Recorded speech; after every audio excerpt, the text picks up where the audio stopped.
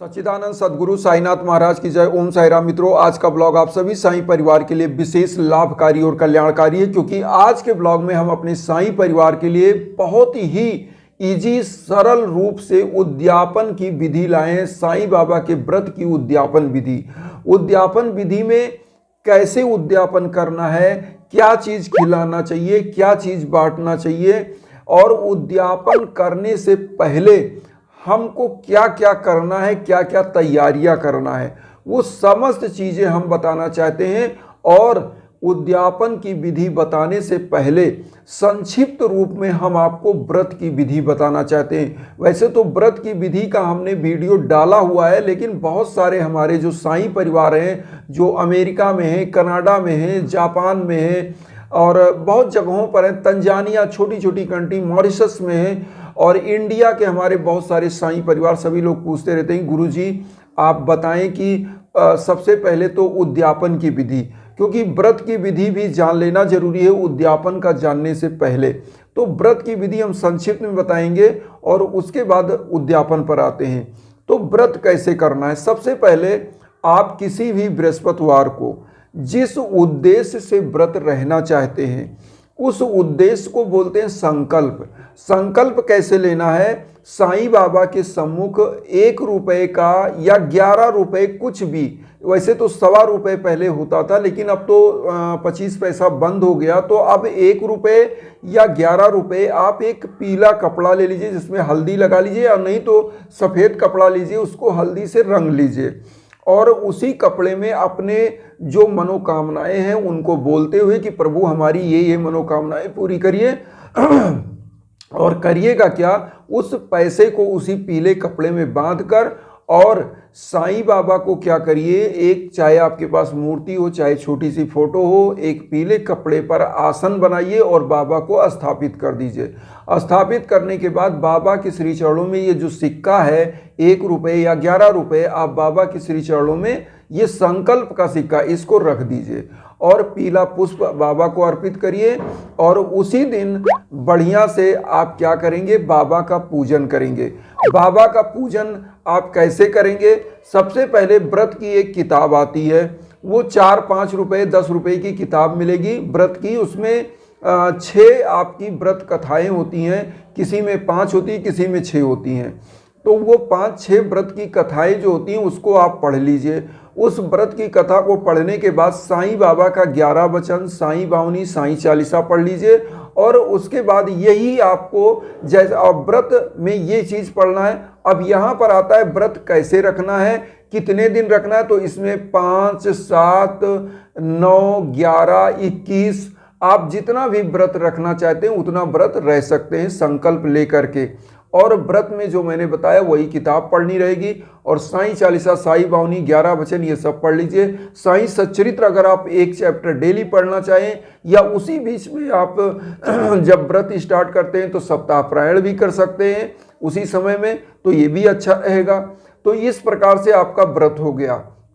अब यहाँ पर आता है व्रत में क्या खाना चाहिए, हम वो भी बता दें संक्षिप्त में। व्रत में आप आलू का फलाहार कर सकते हो, उसमें सेंधा नमक खा सकते हो। वैसे तो बाबा ने प्याज लहसुन नहीं मना किया है, लेकिन प्याज और लहसुन तामसिक होता है, इसलिए इसको नहीं खाना चाहिए व्रत में, तो आप कोशिश करिए इसको ना खाइए। और व्रत के समय में कोशिश करिए घर परिवार में मांस, मदिरा, ये सब चीज़ों का आहार विहार नहीं होना चाहिए, तो इसका सेवन ना करें।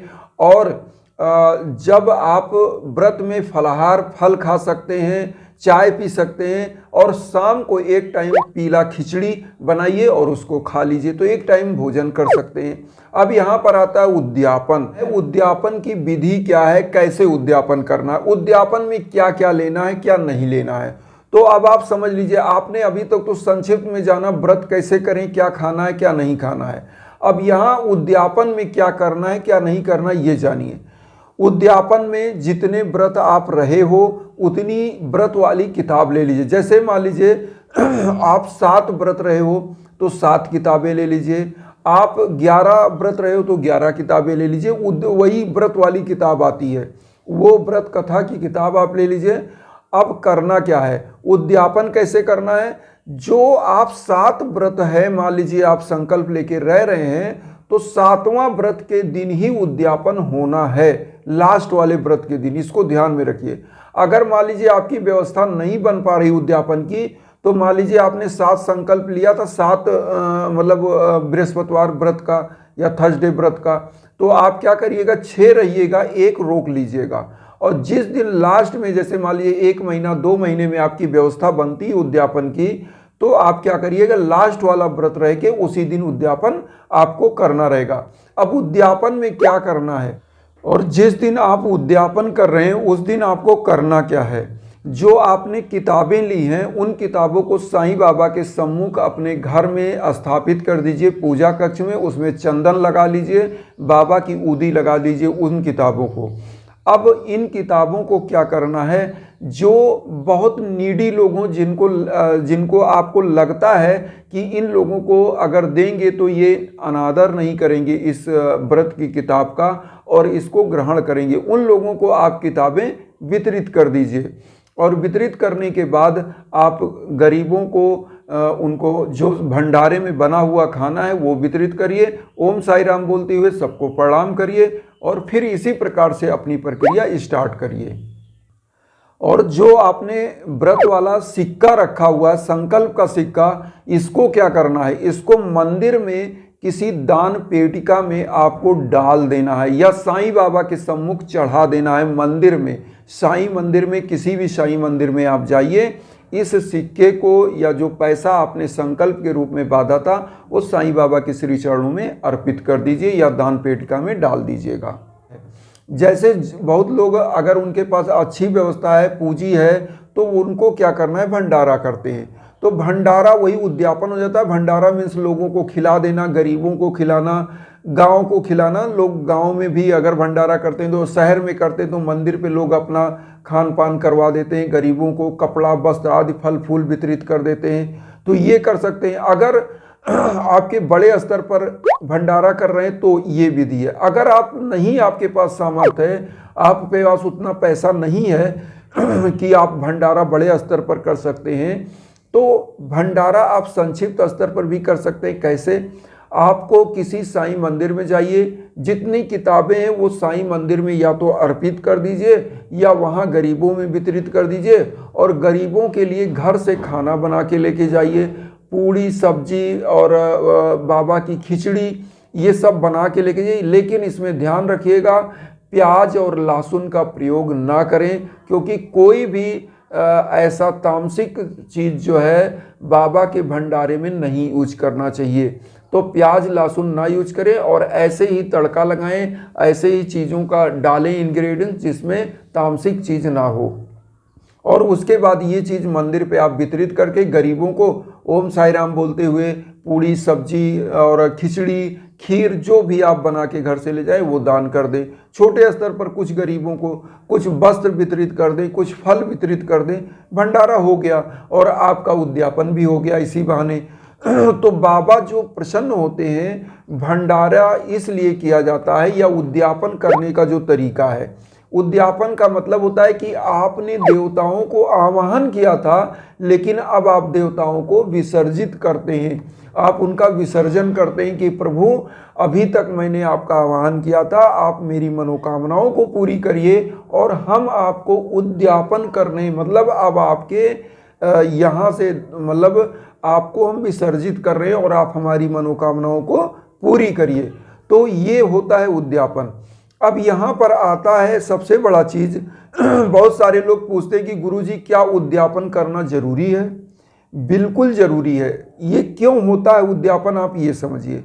उद्यापन का मतलब ही यही होता है कि आपने व्रत किया। व्रत का मतलब होता है संकल्प। और एक चीज़ और बता दें, व्रत करने के मतलब यही होते हैं कि आपके अंदर जो गलत विचार हैं उनको भी त्यागना है। गलत विचारों को जब आप त्याग देते हो तो होता क्या है कि आपका व्रत का मतलब समझिए, व्रत का मतलब होता है संकल्प। किसी चीज़ के लिए आपकी आस्था और किसी चीज़ को आपको ईश्वर से मांगना है, तो यही व्रत है। और व्रत को करने के बाद उद्यापन करना इसीलिए जरूरी है कि आप अपने संकल्प को पूरा करने के निमित्त कुछ जो दरिद्र नारायण हैं, जो गरीब हैं, जो मानव हैं, क्योंकि हमारे ईश्वर की जो कल्पना की गई है यही किया गया, हर आत्मा में ईश्वर है। इसीलिए गीता में लिखा गया है कि नयनम शस्त्रम छिद्राण नयनम दहाति पावका न चैनम क्लेदयन्ते पो न शोष्यति मारुता। मतलब आत्मा अजर अमर है और आत्मा ही क्या है, उस प्रभु का अंश है। तो जब किसी की आत्मा को तृप्त करते हैं भोजन की करा करके, तो आपको उस प्रभु का आशीर्वाद प्राप्त होता है। इसीलिए आपको उद्यापन करना जरूरी होता है। तो उद्यापन में, और साईं बाबा को प्रसन्न करने के लिए आप सभी लोग जानते हैं कि साईं बाबा को प्रसन्न करना है तो गरीबों के लिए दान दक्षिणा करना जरूरी होता है। और आपको समय समय पर कोई भी कष्ट आए तो साईं सच्चरित्र हवन यज्ञ आदि अच्छे ब्राह्मणों से भी करवाना चाहिए जो जानकार हों। क्योंकि जब आपके जीवन में कष्ट आते हैं तो हमारे पुरुषार्थ में 4 चीजें हैं, धर्म अर्थ काम मोक्ष।